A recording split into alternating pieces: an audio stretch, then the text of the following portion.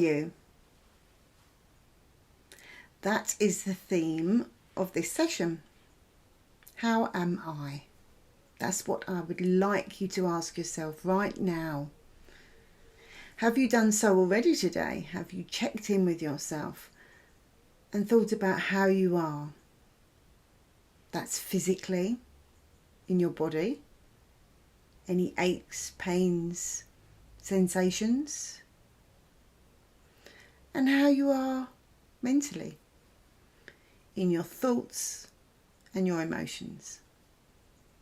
Maybe write a few words down now about how you're feeling in this very moment.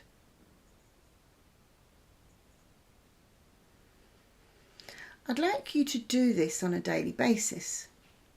You may already, and if you do, that's absolutely great.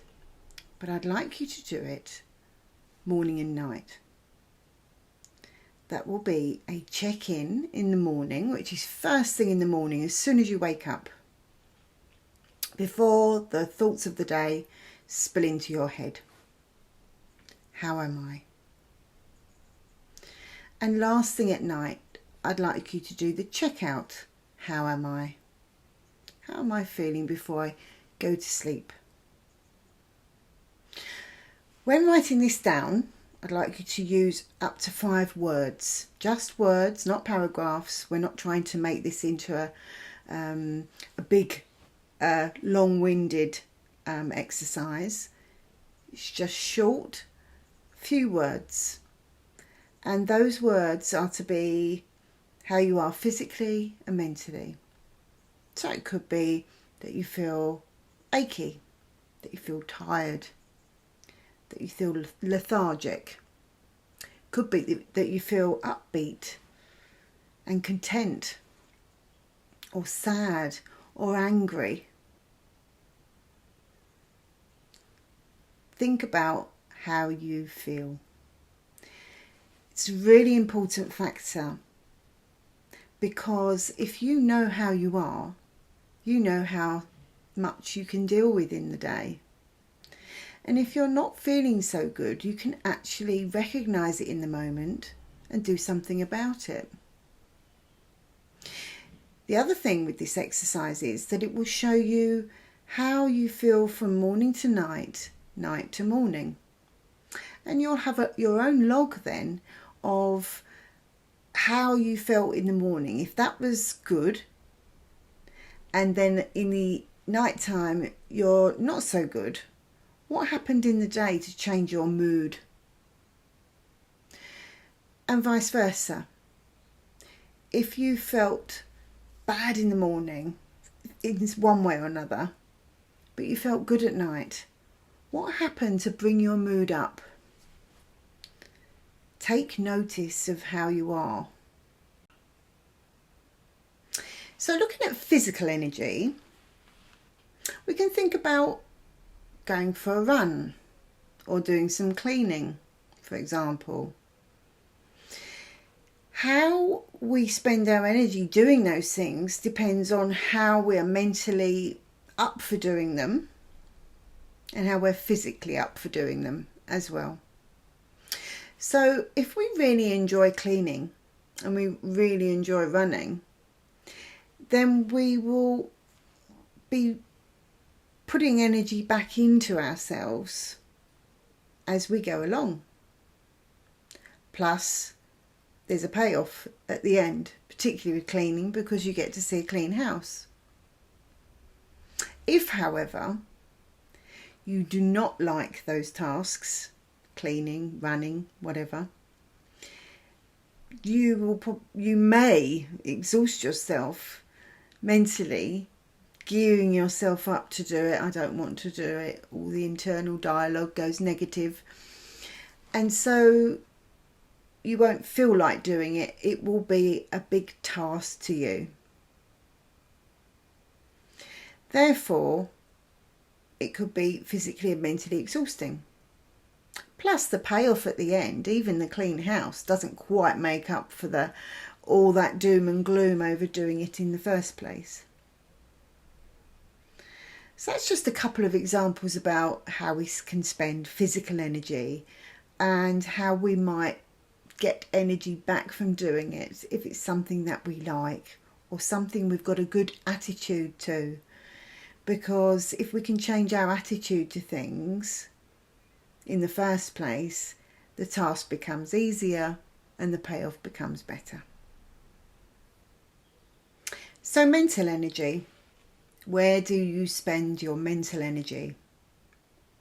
It could be on tasks such as paying bills, problem solving, something at work, being a parent. And it could be socialising.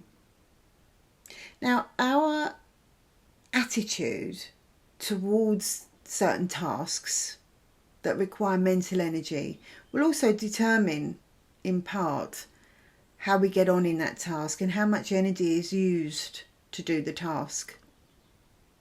With socialising, it's similar, but we've got someone else on the other side of the socialising who could either be good for us or not so good for us.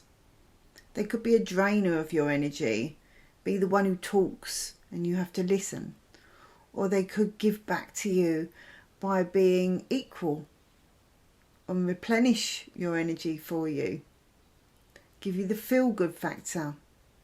So who do you socialise with, and how are they for you? How is each relationship and what do you get from it?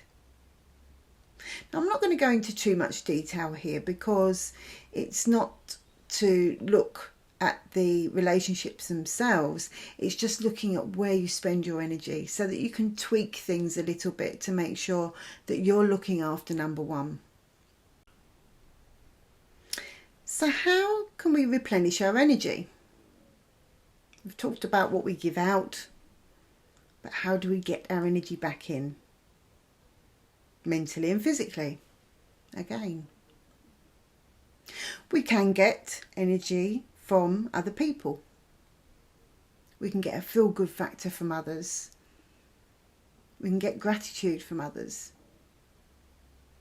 We can also get a real payoff by doing certain jobs or tasks or hobbies and pastimes. So those are the things we're completely in control of. However, one of the biggest ways of replenishing your energy is to be out in nature. Nature is an energy all of its own. It's out there all of the time, and we can be a part of it if only we look for it. If you do this already, that's fantastic.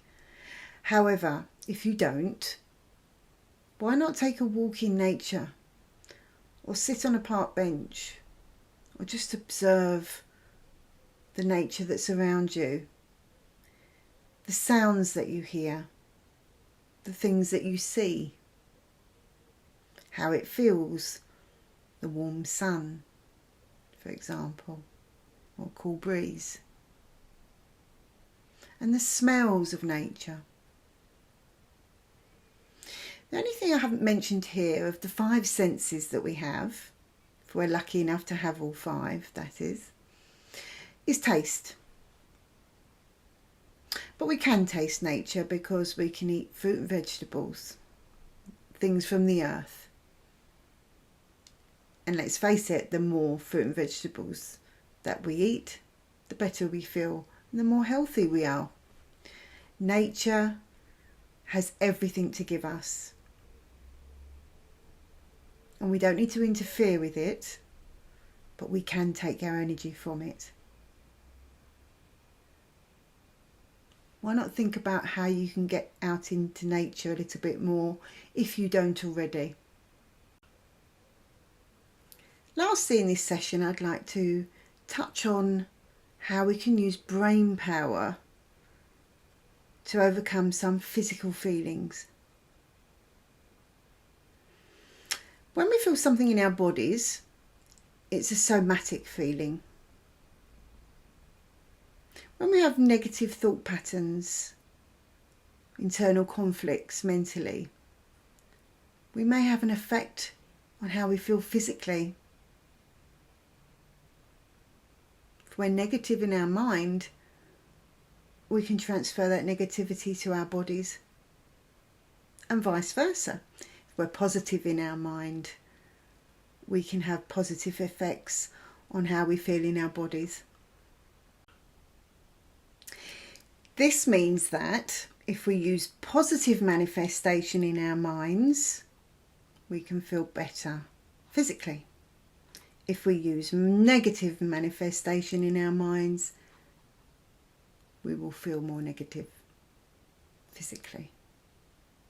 Manifestation is about our belief and what we're going to attract by our belief.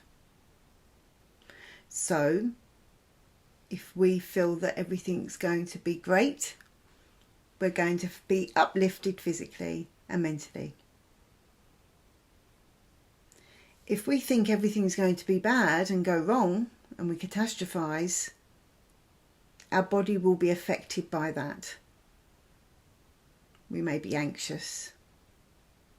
We may have a panic attack. We may just feel tired. Just a note here that if you do have any new symptoms that you're concerned about, whether physically or mentally, maybe it would be a good idea to speak to your healthcare specialist or doctor. Our next session is all about our internal dialogue. It's about how we speak to ourselves internally and how that affects our mood, our view of ourselves and our view of the world. Bye for now.